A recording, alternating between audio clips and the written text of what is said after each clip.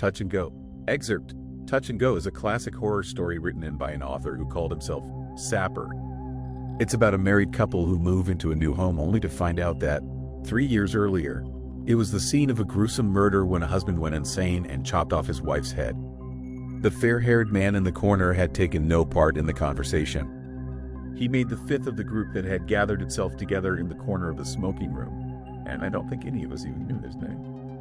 He had come on board the day before at Marseille with his wife, and it was she who had attracted my attention at dinner to such an extent that I had remarked on her to Sturgis of the Gunners, who was sitting next to me. A pretty woman, extremely pretty, and judging by her face somewhere about 30. Certainly not more, for there was not a wrinkle to be seen, and her arms and neck were those of a young woman. It was her hair that surprised one, and made one wonder if the age estimated was wrong. For though there was a lot of it, it was snow white. Some newfangled fashion, grunted Sturgis in answer to my comment. Next year it will be pea green. I'll bet you that woman is not out of the 20s yet. But somehow she didn't look in the least of the type who go in for freak fancies of that sort. And her husband seemed to be the last man in the world who would marry one of the type. A more prosaic, matter-of-fact looking Englishman I have seldom seen. And he was quiet to the point of dullness. It was his first trip out east, we gathered, whereas we calculated that between the rest of us we had just topped the half-century. Which quite possibly accounted for his silence. We were talking of seas and places that, to him, were merely names out of an atlas. And also, as the evening grew older and tongues grew looser, some pretty tall stories began to fly around. Some were perfectly true. Some, however, I will not labor the point. I forget who it was who first started the discussion on tight corners and terrifying experiences generally.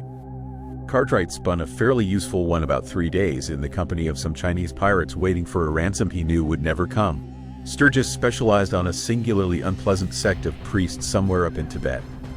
In fact, none of us disgraced ourselves, and I think we all had a comfortable feeling that our fair-haired friend was suitably impressed with the perils that lay in wait for the unwary. Of course, said Cartwright reassuringly, it's only when you get off the beaten track that there's any danger. Otherwise, you're as safe as you are in England. The fair-haired man smiled a little thoughtfully. What age would you put my wife at, gentlemen? Was his somewhat astounding remark. Well, really, said Sturgis, after a slightly embarrassed silence. I think you noticed her at dinner, went on the other quietly. And I have a reason for my apparently strange question. 25, I said, determined to err on the right side. My wife will be 20 next July, he answered. And 7 months ago, when she was just 19, her hair was as dark as yours. Not illness, gentlemen, nothing of that sort. But when you made use of the phrase, as safe as you were in England, I couldn't help thinking of that change of color. You mean she had some terrible shock? Said someone. Nothing to compare, of course, with that sect of priests in Tibet. He answered mildly, and Sturgis became engrossed in the bowl of his pipe. Yes, she had a terrible shock, which turned her hair white. Cartwright looked at him with interest. I've heard of such cases secondhand, but is it a matter which you can pass on, sir? The fair-haired man was silent for a moment or two. Well, gentlemen, he said at length, you will understand that it's not a thing which I care to talk about as a general rule. But on the condition that it goes no farther, and above all on the condition that no allusion should ever be made to it in front of my wife, I have no objection to telling you what happened. You will understand, of course, that much of it has been pieced together by me from what she told me after it happened. I was not there at the time. If I had been, his fists clenched suddenly, and a strained look came into his eyes. We had been married 3 months when it took place. Our honeymoon was over, I couldn't afford the time for a very long one, and we were settling into the house I had managed to get not far from Sunnyvale. It was a nice little house, 10 bedrooms sort of size, with a well-laid-out garden and about a couple of acres of rough ground in which my predecessor had planted a whole lot of prize rhododendrons. It had a tennis court and a garage, and the marvel to me was that it hadn't been snapped up the instant it came on the market. We found it by mere chance when we were motoring to look at another place, and the instant we saw it, we knew that it would do us, and further that we meant to have it. An old caretaker, a strange-looking old woman, showed us over it, and we found that the inside was in just as good condition as the exterior, which was not to be wondered at, seeing that she told us it had only been unoccupied about 9 months. How comes it that it has remained empty all this time? I asked her. For 9 months, and that locality is more than 9 years elsewhere. She shrugged her shoulders and looked more bovine than before. Yes, the drains were all right, and the house wasn't damp and there weren't any rats. She could assure us of that. And the house agents could give us all other particulars. So off we went to the house agent. The rent was eminently satisfactory, and since he seemed a very decent sort of fellow, I decided to put the matter to him point blank. Look here, I said, as man to man, is there a catch somewhere? I know it's your job to let the house, but this lady and I are shortly going to get married, and we don't want to be let down. And from what I know of the housing problem, it's a mighty strange thing that a house of that type, in this locality, should have remained empty for nearly a year. He didn't answer for a bit, but just sat at his desk fingering the plans. Are you a stranger to these parts? He said at length. Complete, I answered. Well, he said, it's unprofessional, I suppose. But in view of the circumstances, I'll tell you. Mark you, personally, I think it's the most hopeless rot. It's a first-class property in first-class order. Of its type and size, it's out and away the best value I have on my books. But 3 years ago, a singularly brutal murder was committed there. 3 years, I cried. But it's only been empty 9 months.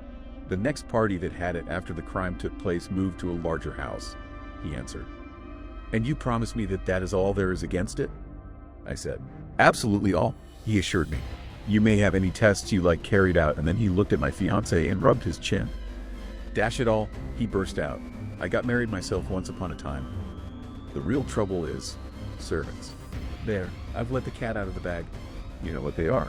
Difficult at the best of times these days. But that is where the rub comes. The party I told you of certainly did move to a larger house, but I don't think they would have if they had been able to keep a servant. Silly, hysterical girls, swearing that they saw things and heard noises, you know, the sort of thing. We thanked him warmly for having been so frank with us, and told him we'd think it over.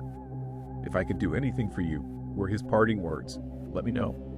I've got a few possibles on my books, though none of them compares with that one. But if you do decide to take it, I would not, if I were you, get your servants locally. Well, we went away, and we thought it over. It may sound perhaps a small point to some of you fellows, this servant question, but it isn't a small point to us stay-at-homes. And there was no doubt about it, the drawback was a very serious one. So serious that for a week we tried to find something else. But nothing that we saw approached the house at Sunningdale, either for comfort or convenience. And finally, to cut a long story short, we made up our minds to chance it. So I wrote and told the house agent of our decision, and in the stress and bustle of getting married, the matter more or less passed from my mind. Furniture I had in plenty, and it was not until the house had been completely repapered and fixed up generally that I went down again. I went alone, I remember, as my fiancée was busy that day. It was principally to get some measurements, and I took down a sandwich lunch with me. The old caretaker was there, and I thought she eyed me a bit strangely as she opened the door, though she said nothing. In fact, I don't think I saw her again until just before I was going, when she came into the hall and stood looking at me. What is it, Mrs. Gulliver? I said. Do you want to ask me anything? So you've taken the house, she remarked quietly. I certainly have, I answered, and a very charming little house it is. She nodded her head once or twice, and her eyes never left my face. What's the matter? I cried irritably. Have you got something at the back of your mind about it? If so, please tell me. I have nothing at the back of my mind that you would be paying attention to, she said. But that's not saying that I haven't got something there. Well, what is it? I said. I shall certainly pay attention to it if it's anything serious. There's death in this house. Mr. Morgan, she answered gravely.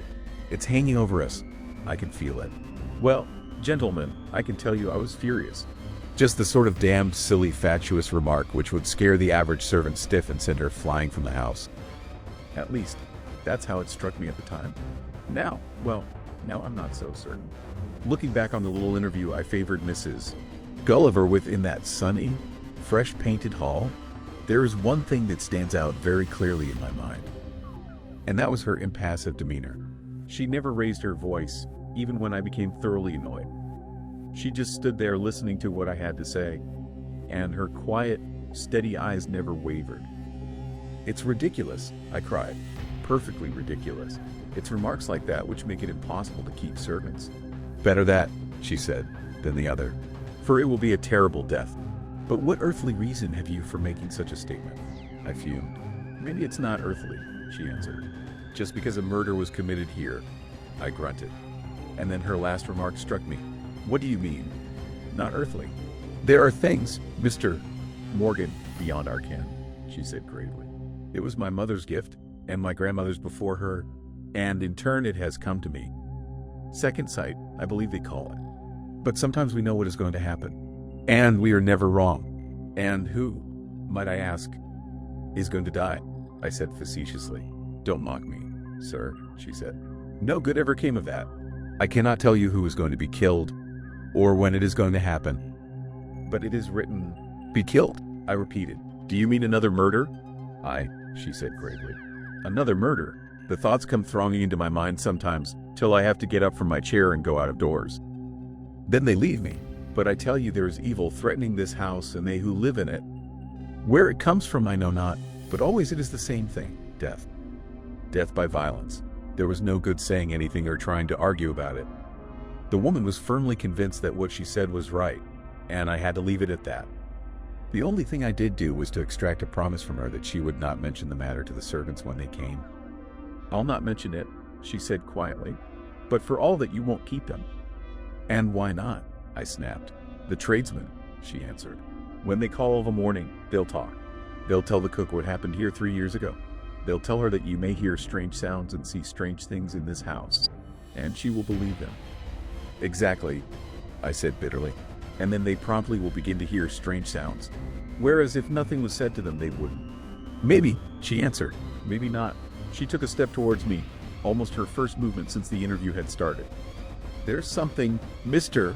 Morgan, that threatens this house. Don't ask me what it is, for that I can't tell you. I don't know myself, but it's there. It's always there. That I do know. And the next instant she was gone, and I was alone in the cheerful sunlight. Now, what would any of you have done in my place? Probably just what I did, cursed furiously. While she had been with me, her strange personality had impressed me in spite of myself. Now that she had gone, I merely remembered the stupid vaporings of a silly woman. And a servantless future. She wouldn't be able to hold her tongue, for all her promise to the contrary, when she met the servants. Not she. She wasn't the type. And then I determined that whatever else happened, there should be no overlap. Mrs. Gulliver should be out of the house before the servants came in, even if it did mean some inconvenience to us. In ordinary circumstances, of course, we should have had the house open, with the servants installed, all ready for us on our return from our honeymoon. Now I decided that we would keep on Mrs. Gulliver until we came back, and then get rid of her one morning and bring the servants in the afternoon. I felt that tradesmen's boys were, at any rate, less likely to unsettle the staff than that somber-eyed woman. The fair-haired man took a sip of his drink and knocked out his pipe. Well, he continued, we returned. 2 months ago, almost to a day, we returned. Mrs. Gulliver was at the door to meet us, and we spent the afternoon in exploring the house. Everything was perfectly charming, and my wife was delighted. In fact, the only fly in the ointment was Mrs. Gulliver's cooking. I hadn't told my wife of the conversation I had had with the woman, and I had taken the first opportunity, when I saw Mrs. Gulliver alone, of telling her that if she said one word to my wife of what she had said to me, a death by violence would occur in the house and her prophecy would be fulfilled. Because my wife thought that my idea of not having any overlap was merely due to my wish to prevent Mrs. Gulliver giving gruesome details of the murder to the servants, which might unsettle them. That, then, was the position when we arrived back at the house. The servants were due in 3 days, and until then we should have to put up with the cooking. Well, as I've said before, it was a charming little place. I spent the next day pottering around with my wife, planning out improvements in the garden, and the more I saw of it, the less I thought of Mrs. Gulliver's strange words to me a few weeks previously. She had said nothing more, but then, save for one brief interview when I had sworn her to silence, I had not seen her alone. Her face was expressionless, and she performed her work, save the cooking, quietly and efficiently. The following day I had to go up to London. There were a lot of arrears of work waiting for me in the office, and I only just got back in time for dinner. And the first thing I noticed was that my wife seemed a little thoughtful and preoccupied. "Marjorie Thurston came to see me this afternoon," she said as we sat down. Mrs. Thurston was a pal of hers who lived at Ascot. And what had she got to say for herself? I asked. "Jack," she said, "I rather wish we hadn't taken this house." I swore under my breath and consigned Mrs. Thurston elsewhere. I could guess what she had been saying. She gave me the details of the murder, went on my wife. "Perfectly horrible. A brute of a man who lived here and killed his wife. And I could see that she was looking a bit white. He cut off her head." "Well, my dear," I said prosaically, "it seems to me that if you're going to murder someone, it doesn't much matter how you do it. The result is much the same." "Oh, I know that," she cried. "But it all seems so horrible. And they say that he haunts the place." "Confound Marjorie Thurston," I said angrily. "She'd got no right to fill you up with a cock and bull story of that sort." "You don't believe it, of course?" "No, of course not," she answered. But it wasn't a very convincing no. "It's the servants I'm thinking of. They're bound to hear of it. Let's leave that trouble till it comes," I said. And on the surface, at any rate, we did leave it. We discussed the moving of furniture to different places and what particular car we were going to buy and 101 other things till it was time to go to bed. In fact, I thought she had forgotten about it until I noticed her glance over her shoulder suddenly as we went upstairs. The hall was in darkness, and she clutched my arm. "Jack," she whispered. "Jack, don't you feel it?" "Feel what?" I said, impressed in spite of myself. "Something evil," she said, and her voice was shaking. "Horrible and black. It's gone now, but..." With a little shiver, she went on up the stairs, and I followed her. And you can take it from me that for the first time in my life I was annoyed with her. I had felt absolutely nothing, and I put it down to imagination. I didn't say anything. I didn't see that there was any good to be gained by doing so. But the thing annoyed me. If she was going to give way to these hysterical fears, there certainly would be no chance of keeping any servants. However, she said nothing more, and when the next morning dawned bright and sunny, she seemed to be her normal self again, which was a relief, seeing that I had to go up to London again. But before I went, I asked Mrs. Gulliver if she had said anything to my wife. She absolutely denied it, and denied it so quietly and convincingly that I believed her. And in view of what happened, gentlemen, that fact is an interesting one. Mark you, I advanced no explanation, and yet it seems clear to me that two people, my wife and Mrs. Gulliver, both experienced the same sensation in that house. I have since asked my wife if she thought she saw or heard anything in the hall, and her answer is that she did not. In fact, the nearest that I can get to her sensation is that she suddenly felt herself opposed by a dreadful malign influence, one that wished her harm. She is positive that it was not imagination. She says that the sudden sensation was so marked as to be almost physical. Now, if her experience on the stairs had been due to what Mrs. Thurston had told her that afternoon, my contention is that she would have been affected differently. If it indeed had been imagination, as I thought at the time, it would have taken a more material form. In fact, I believe that Mrs. Thurston represented, if I may put it that way, the errant boy school of thought, which grew out of idle tittle-tattle. And I believe that my wife's experience that night was a manifestation of what Mrs. Gulliver had told me. In short, that the house was, in the accepted sense of the word, not haunted, but that there was a sinister influence present, which, if we knew more of the things that lie on the borderline, should have warned us of the terrible danger we were in. The sweat was gleaming in beads on the fair-haired man's forehead, and his neglected pipe lay beside him on the table. "Gentlemen," he said, "I still find it difficult to talk calmly of that next night. I was unavoidably detained in London till the last train, and what happened has been told me disjoint.